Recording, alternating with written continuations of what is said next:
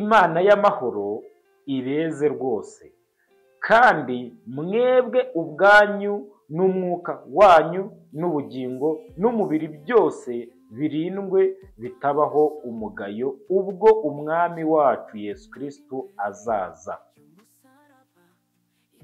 Kongeye kubasuhuza inshuti bavandimwe aho muherereye hose, abari mu gihugu cy'u Rwanda, abari hanze y'igihugu cy'u Rwanda, mwese amahoro n'imigisha, urukundo n'ubugwaneza, gukundana, kubahana, Imana ibasakazeho, kandi icyo musaba Imana cyose ikibahe, Imana mugireho umugisha. Ndabifuriza ko muri kino gitondo, muri kano kanya, Imana mwayiboneraho ibyo muyikeneyeho. Rero nk'ibisanzwe amazina nitwa Munezero Daniel, ko nari mbibabwiye hano ni kuri Zibuka TV. Iyi ni ya channel yanyu ibagezaho imirimo n'ibitangaza Imana igenda ikorera, ugushaka kw'Imana, gukora kwayo, ndetse no guhugurana no kumenya uko twagenda no kumenya uko twakwitwara mu buzima bwa buri munsi, kuko cyane ko turacyari munsi y'ijuru, ntabwo turagera mu ijuru kwa data aho twateguriye. Rero kano kanya twifuje ko twaganira dukoresheje Bibiliya, cyane ko muri Bibiliya harimo ibintu byinshi tuzi, harimo n'ibyo tutazi, ariko buriya nimba n'ibyo ngiye kuvuga warabyumvise cyangwa ubizi, bibe bishya kuri wowe, ubinezererwe, kuko uko byagenda ko ariko kose ntabwo ibirimo hano ari ibintu bivuga hahise cyangwa hazaza cyangwa haturi, ni impuguro ndetse n'impanuro z'ibihe byose. Hano umutwe w'amagambo uravuga ngo indunduro. Ese ni ukubera iki hano mu Batesalonike ba mbere igice cya 5 ku murongo waho wa 12 umutwe w'amagambo uvuga ngo indunduro? Ese ni indunduro y'abantu, ni indunduro y'isi, ni indunduro y'ibihe, ni indunduro y'isi n'ijuru, ni indunduro y'isi, indunduro ni y'iki? Ese muri iyo ndunduro koko nimba ari n'indunduro y'ibihe cyangwa se y'isi turimo, nyine ni gute twabyitwaramo muri iyo ndunduro? Ni ibiki turi gusabwa? Turi gusabwa ibiki muri iyi ndunduro? Iyi ndunduro ni ibiki turi kuyisabwamo? Ni gute twayibamo?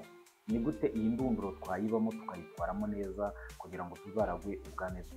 Abatesalonike ba mbere igice cya 5 umurongo wa 12 haravuga ngo, ariko bene data turabingingira kugira ngo mwite ku bakorera muri mwe, babategekera mu mwami wacu babahana.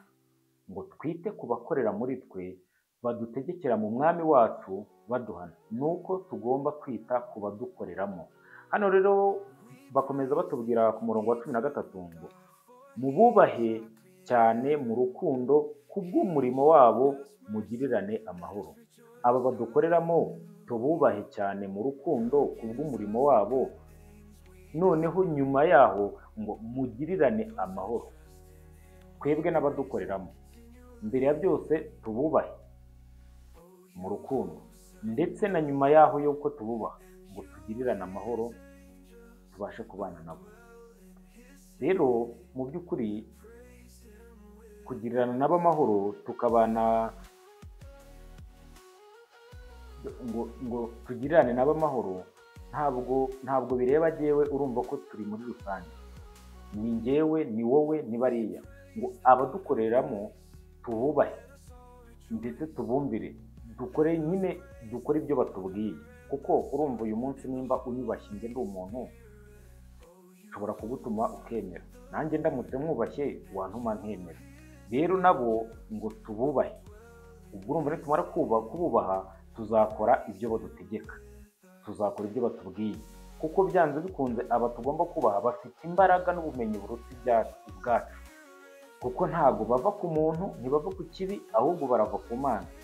Abo nabita ko ari abayobozi bacu, bagomba kutuyobora bakatugeza ku Mana.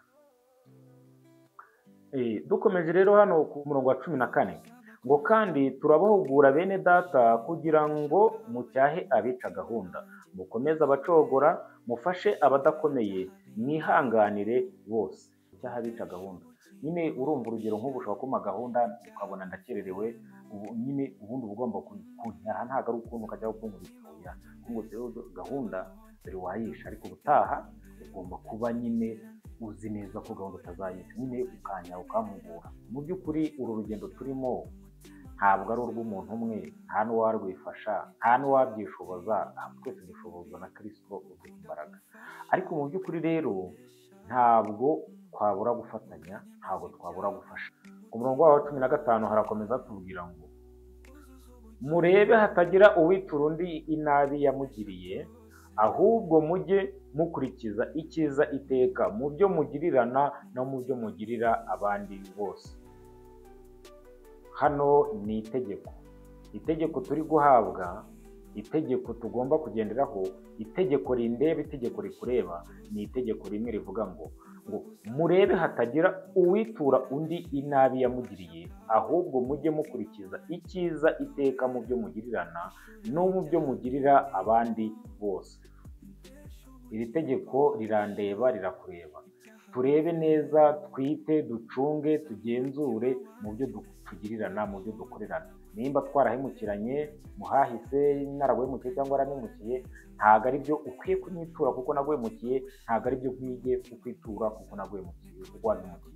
Ahubwo ngo turebe neza hatagira ugirira nabi undi nabi niba mugiriye, ahubwo ngo tugirane neza twese mu bantu bose, tugirane neza. Ibyo ni byo umwami adushakaho, nibyo Imana idukeneyemo.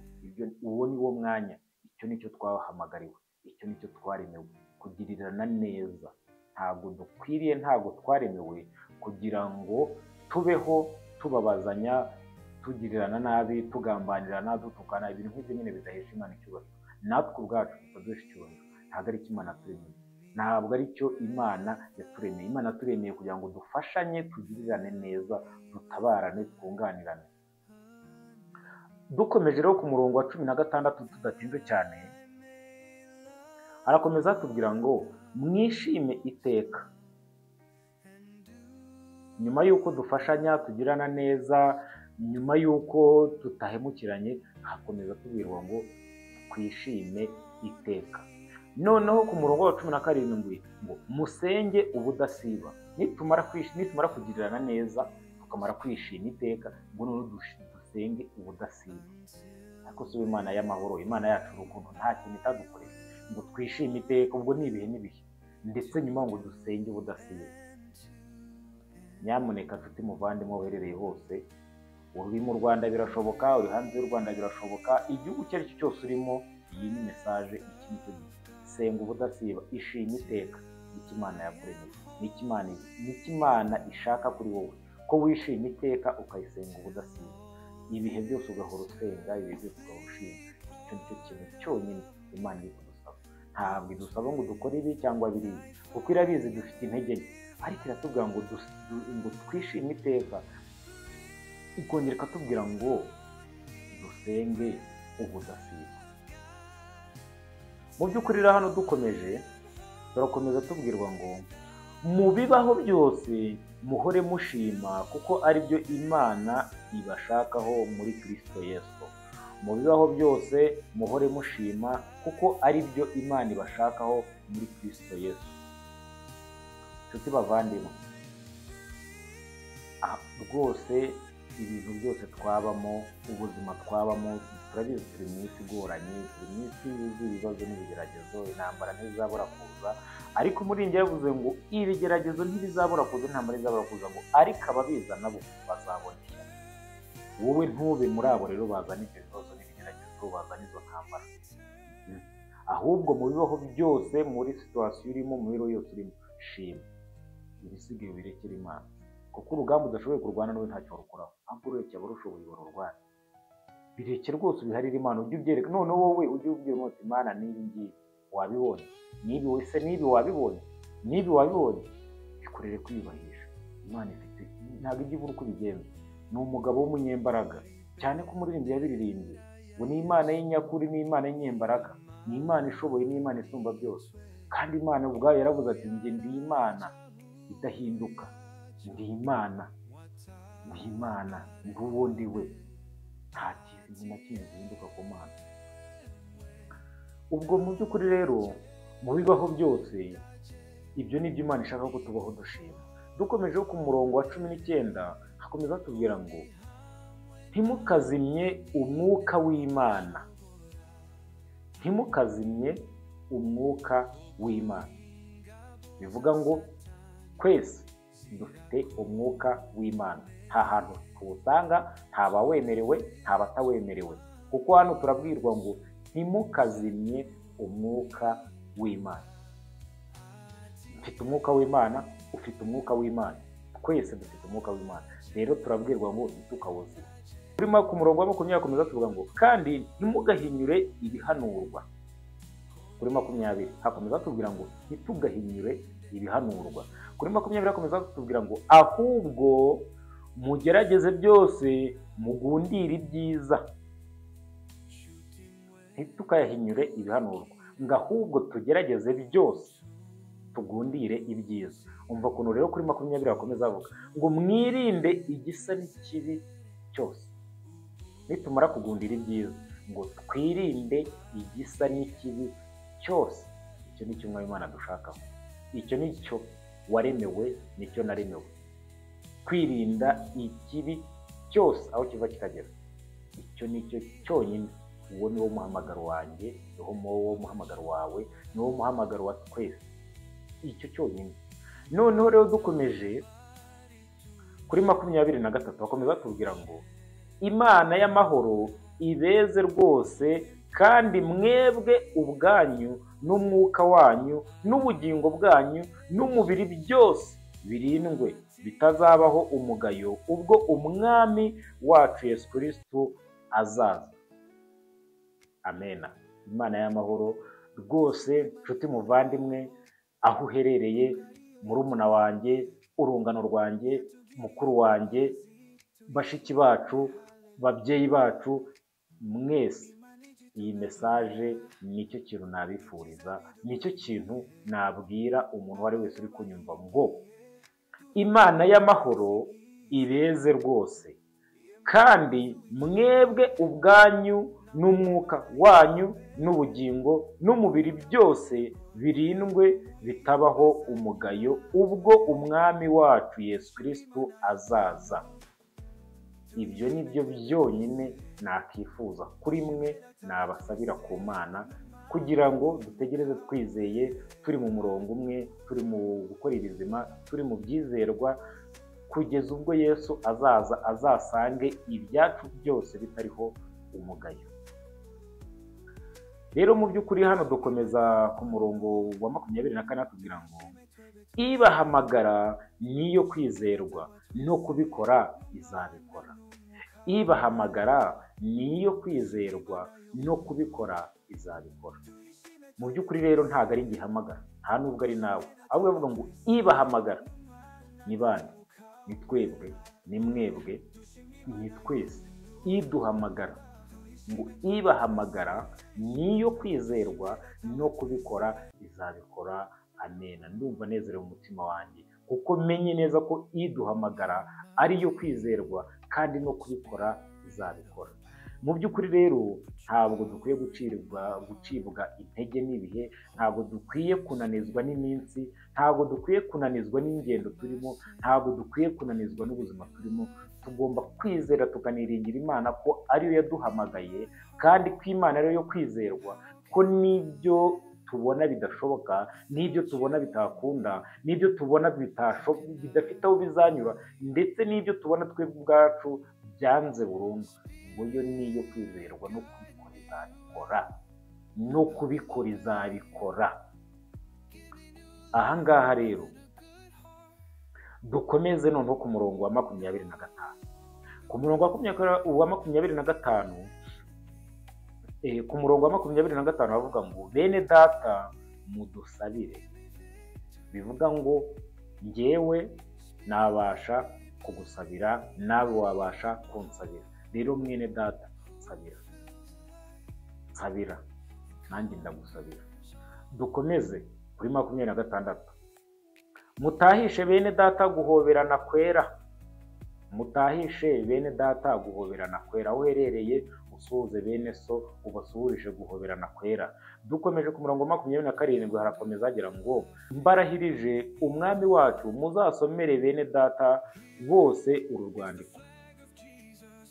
Noneho ku murongo wa 28 ariho hasoza haravuga ngo ubuntu bw'umwami wacu Yesu Kristo bubane namwe. amena. Ubuntu bw'umwami wacu Yesu Kristo bubane namwe, amena. Aho muherereye hose bubane namwe ubuntu bw'umwami wacu Yesu Kristo.